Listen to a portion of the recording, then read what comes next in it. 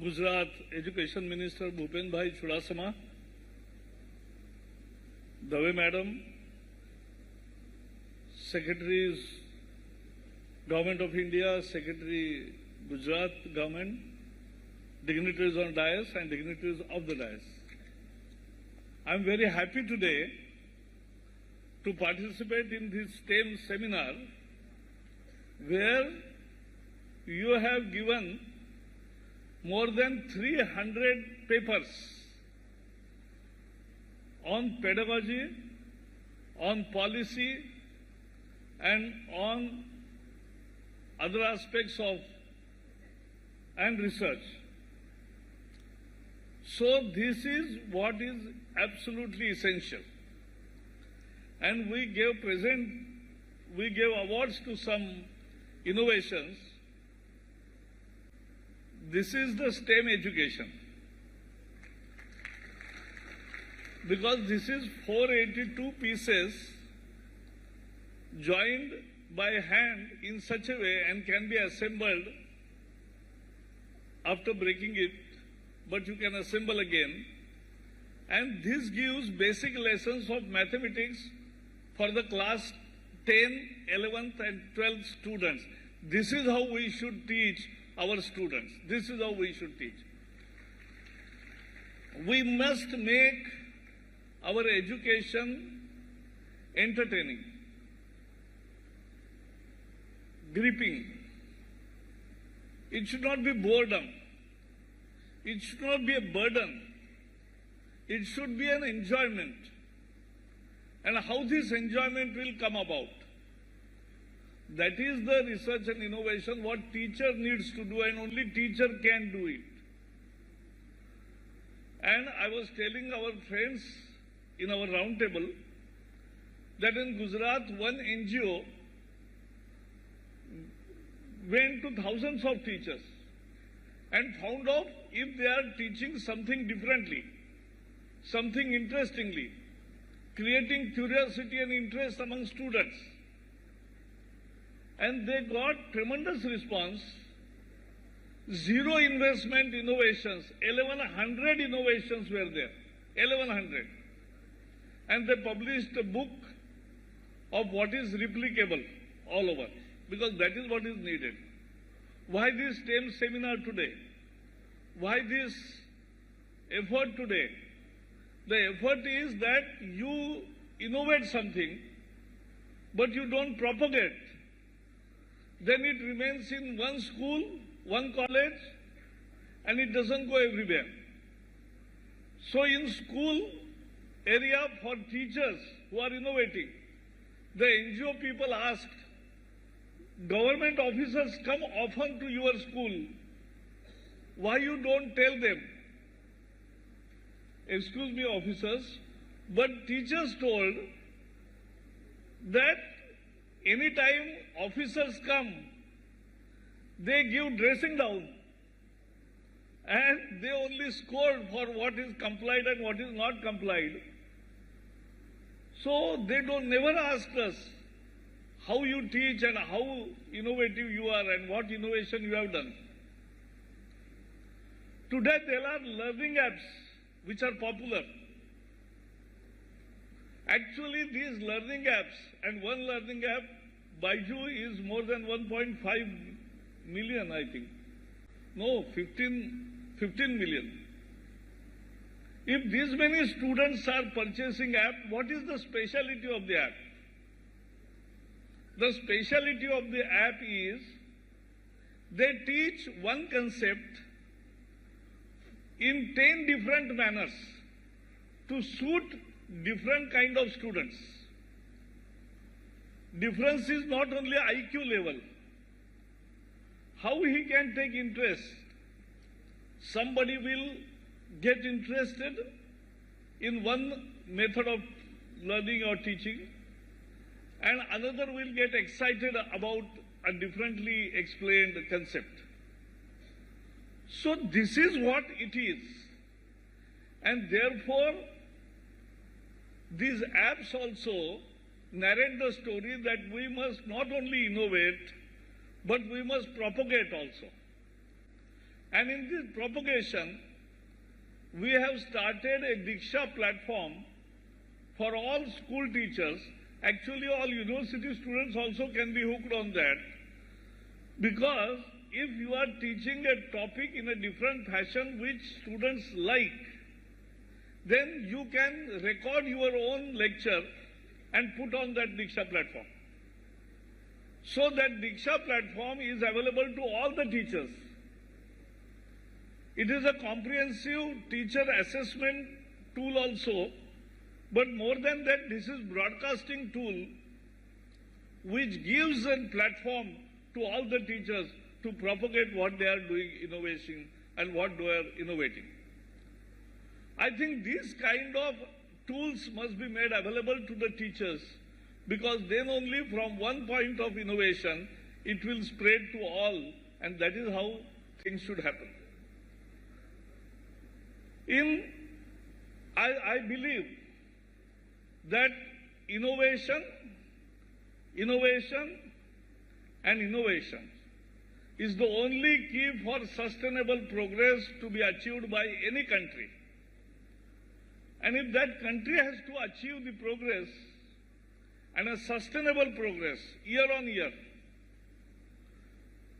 decade on decade, centuries on century, this will be only possible through continuous stream of innovation and innovators. And therefore, schools and colleges are the ground where you build this culture of innovation. This culture of innovation is what matters. And that culture of innovation can come through about by various methods. And government led by Narendra Modi ji has given correct importance and right emphasis to ensure that this innovation culture starts right in the schools.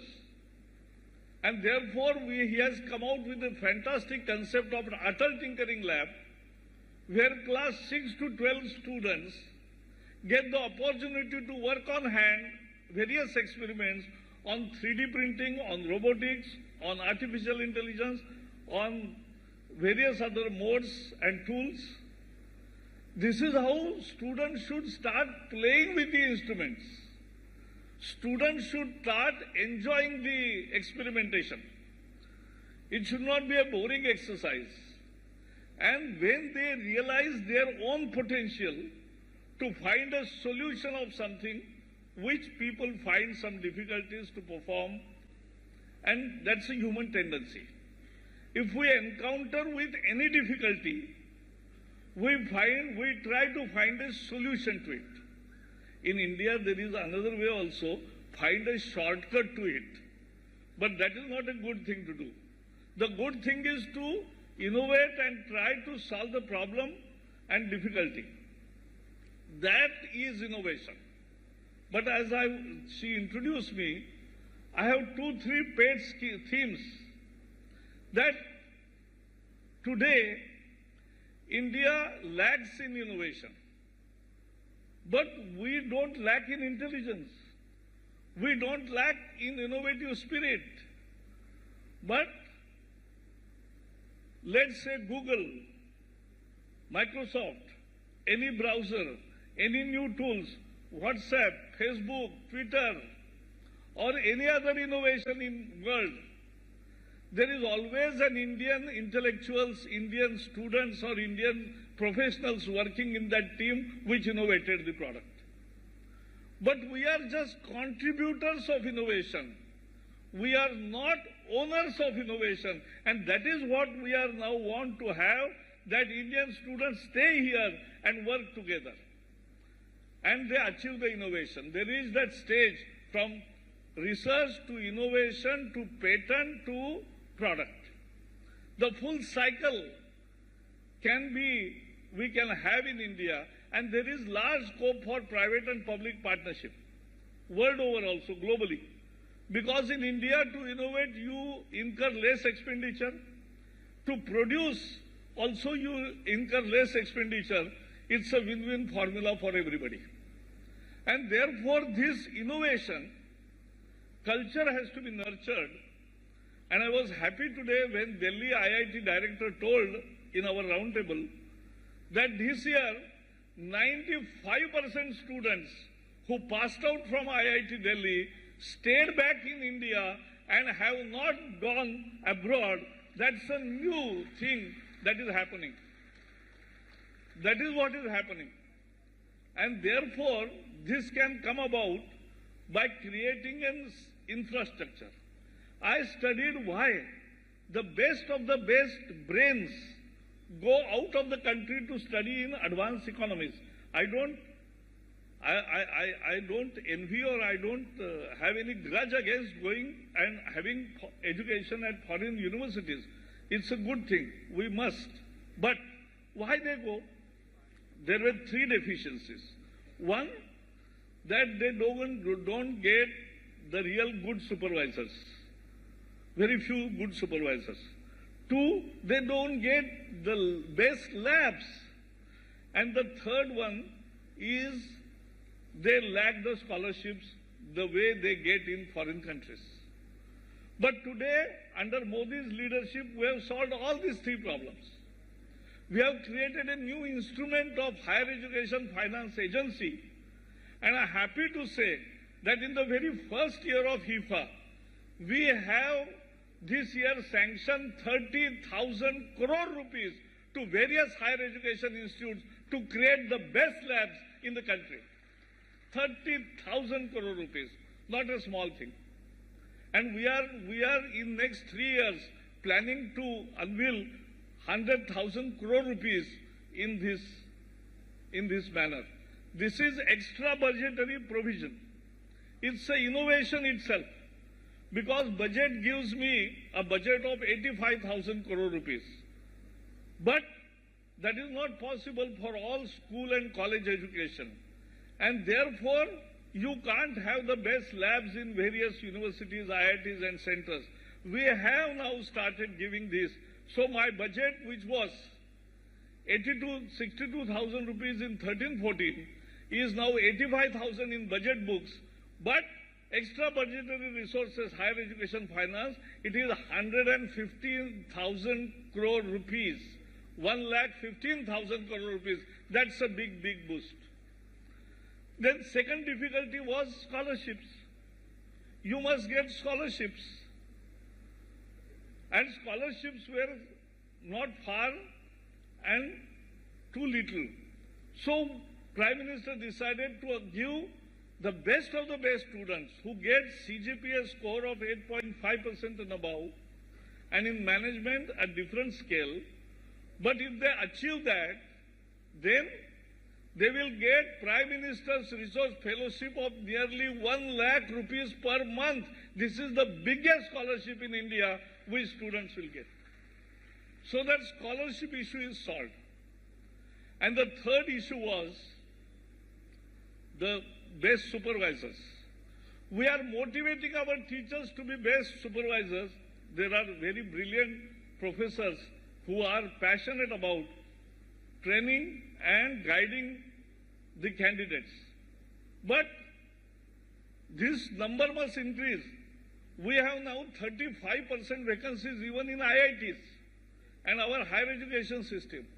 So we decided to track foreign educated students right from their third year to bring them back and say, come back India. And that is how now students are coming back, becoming professors here. I went to ISER Pune, and when I invited young professors, there were 12 who had just come from foreign countries. Some were employed in multinational companies, some were employed in academics, and some had done research. But they decided to come back on their own. And this is what is the good news for India. With this Modi leading the country, people want to come back to India to serve India and be the best professors in India. That is what is a new achievement of this government. And therefore, we have achieved all the three things. And therefore, I say that we will achieve brain gain instead of brain drain. because that is the basic of having research here, having innovation here, having patent here, having product here. And what is the vision of Make in India? Make in India is not just manufacture in India. Make in India is come, innovate, come, invest, innovate and invest, prepare the product and get patent and create product, come, innovate, invest, make in India and sell to the world as made in India with pride. That is the complete vision of Make in India program. That is what we want to achieve. And therefore, all these factors you will be discussing because I believe in teachership. My mother was Jilla Parishad teacher, and I know how innovative primary teachers also can be. And therefore, I bow before my teachers because you are the torchbearer of innovation.